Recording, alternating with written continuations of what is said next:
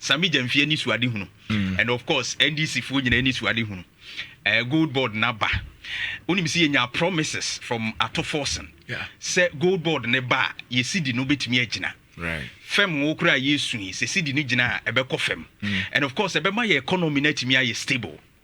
Abrewe ba wo yi promakwam ene ya pass ye wie. Afenyo-Markin say ebeboa galamsey because now they are going to give money to small scale miners. Afenyo-Markin now describing small scale miners as galamsey and now or describe almost saying. And of course saying that almost time no omunya F in this aspect. They still have an idea to educate the new government so me perform better. Nana, we know. How do you take it? And Mechia kukruntu me etiefo. Ya bedo bi anso ase. Ya bedai munsuma se Eugene. I'm sorry na me hwie bi na me tie the Afenyo-Markin say ka no. Sure. Nyoma be mi nu mi nse bi na mpesa meka. Right. MPP for Munti. Ade bi wo ho yesi dua ebe wo no ye ntwa so ye tu ase. Sure. Medical culture say nipa ba ko a after napo. Oma MPP ni magu ase e Afenyo-Markins. Napo promos. Yeah. To ko parliament wa when the kaka to say Afenyo-Markin say na poor parliament because from time obey majority minority leader sure. On share dan ka bibia a project MPP ade bia a project ma won say MPP be ya akono no minim ade ba akon Afenyo-Markin sa kan because we die waka asema eboa ma MPP yehu say alternative no at least enmunyam abem the obeka bia no so no obi anko a na or dragging nyoma na wakotin tam nyoma to the bia na ne refi e ne say bia parliament wo ye court enti wo ye ni won say lawyers dey we betimi atwensem musa ne agene because e hwa na obi abekire so te brofo sure enti I think say sa suban ni ewonimu right oti ase but e wo so hu say parliament house no e wo tumi biti se court now so ehun nyoma ne nte se court sure first of all Afenyo-Markins what's you oh very good oh yeah the way bia wonimo but one said the other kwanye say omunim say omoye sa na MPP for no on say sa no de da hu during elections no say oh yenya napo na napo enkeka bi nkyere yi okeka bi a ebe man kofo hu say wotimi akeka bi a kyere ndisi for no sa na Afenyo-Markin say enti unya few MPP for omunim say oya ade pa oti ase enti first of all Afenyo-Markin say wasua de we lawyer ni wako hu suku we member of parliament etimi ka say ne small scale mining galamsey me who be that and then you find intellectual dishonesty sure say Afenyo-Markins etimi ka small scale mining galamsey the same small scale miner mokrama by krasa be ye bi community mining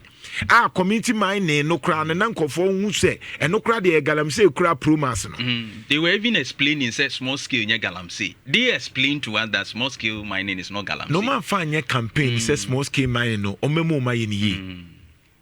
enti eden na small scale mining na mo na mo ma ho lances bebreu 1990 we asima ba kosem no e wo Ghana ha no na nado dankwa Akufo-Addo ni MPP Afenyo-Markins no ye majority leader no eji tumu ma na Akufo-Addo e ma lances bebreu sure you see for me I want to show certain people MPP on right so mo pese mo party no ho ya akono a right media misusu say se mo betena se a eye kakra momfa papa we ye de to so momfa papa we emusa no ND party nani mo parliament okay ba ko eye Patrick Boama sure fantastic man unim Patrick Boama minim ni wo ba bia o minim ni wo ba bia menhia ne da menini ndi nkomoda ba ma hye no ewa akire yeah papa ni nie udi ne huni pa papa ni nie minim ni wo baabi a they were even that time on Baba Sadiq enya problem he okai ko he is it south and I say no south na even at the time na Baba Sadiq kikem any the way I know say I calm me say papa yi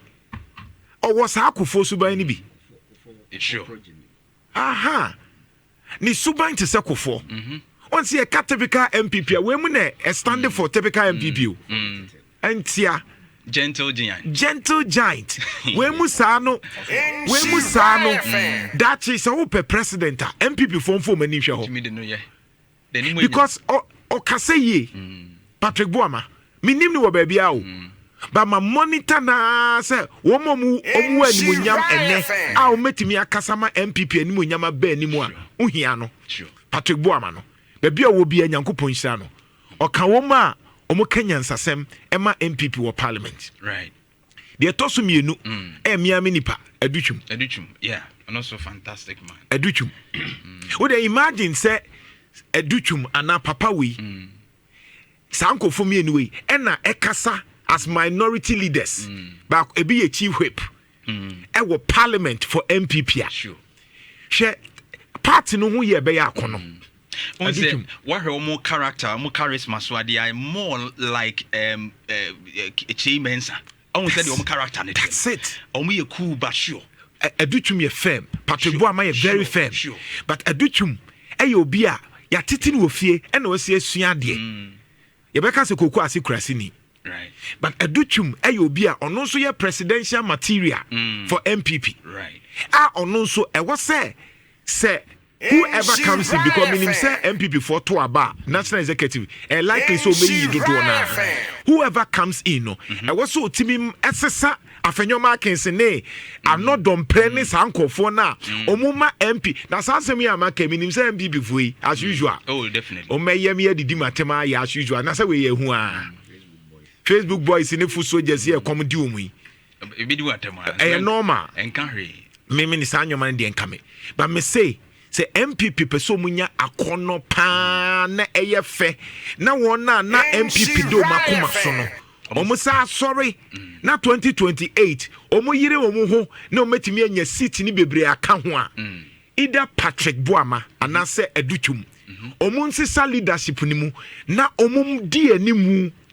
because you know MPP problem they say ba enche we dey oba da bay party no ho unim de enti Afenyo-Markin say no dem prayers because of Nana Akufo-Addo and Nana Akufo-Addo person control party no sure and no chinchin wo munsa na Afenyo any are not don premu asa to aso because I am aware say initially no empanyufo bitna ha say sa Afenyo-Markin ne empanyufo no omumua party no enti na nkomu propose say the likes of Kojo Oponkroma ebebem yeah the likes of Afia Yumu oti ase eni nkofo bi a omubetimi at least akanyansasem I learned upon Kroma crowd was no upon Kroma na nkomo tepe no say ka wono nanka oh yeah udetie Kojo upon Kroma despite the challenges unyaye no hwe ohia asese wo kasa hwe nyansasem a Kojo upon Kroma kasa sure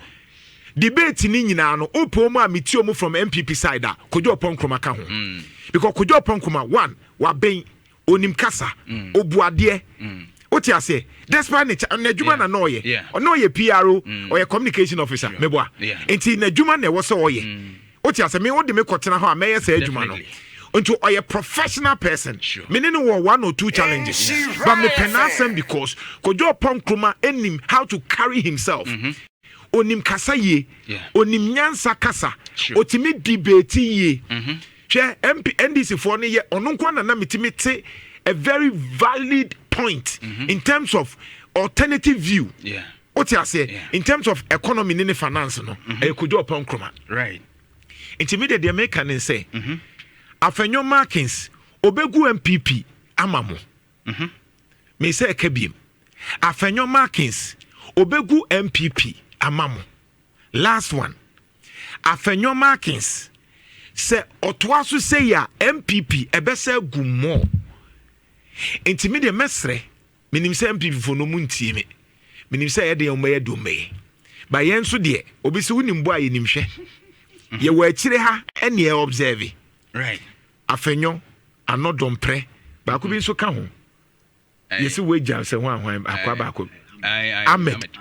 just MPP pa kufu MPP nie no kufu pa MPP nie hwe MPP ye MPP na ye kufu oh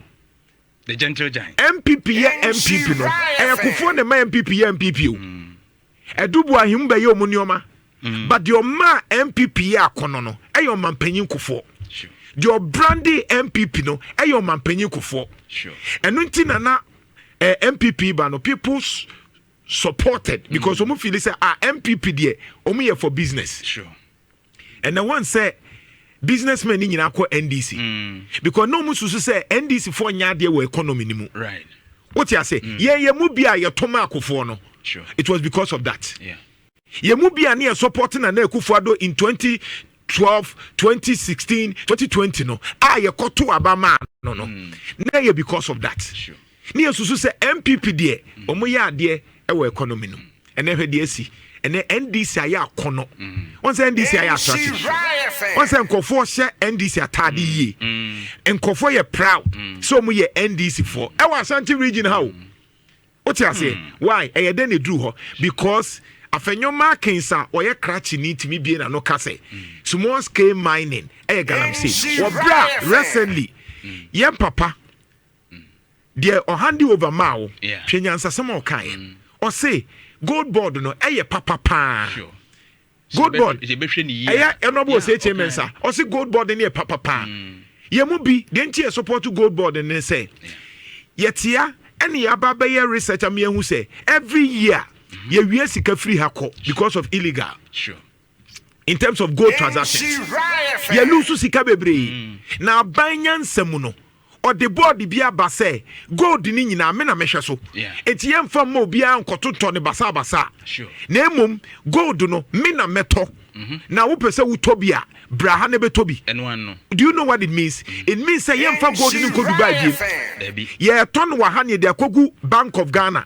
enti se Dubai ni pe gold a ono so the dollar be ba ha hwenyansa sema ban gine ho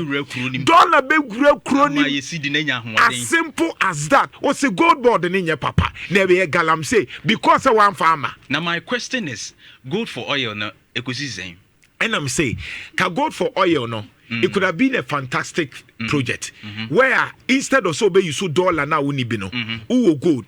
enti now they akwa yes ade no na pressure ama say you look at alternative means sure and enti na say butter no imagine say bia wo phone mi so mo phone ba mi nisika ti o de gemedie no na me so engemedie na kenye bad sure what you say but it's an nyoma bi o mantimi anye ne ye okay then and a GoldBod me ti say CocoBod sure enti so mo ye ne ye a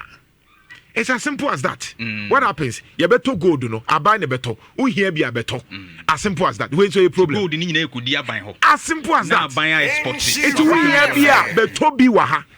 Ninti yem monitor because in Kofo eton gold in the fast here. There na a Professor from Pombo Asenka. One can say every year they lose $30 billion. $30 billion. Right. Imagine says $30 billion. No. GoldBod create me yenyamu $10 billion a year. Yabeko IMF. Debbie. That is it. And I think the expectation is that annually a bit me about $10 billion. Yeah. That is estimated. So it means that $10 billion from the gold transaction you bet me nya abroso. We want say gold ya ye hu adwuma you bet me nya gold na abroso.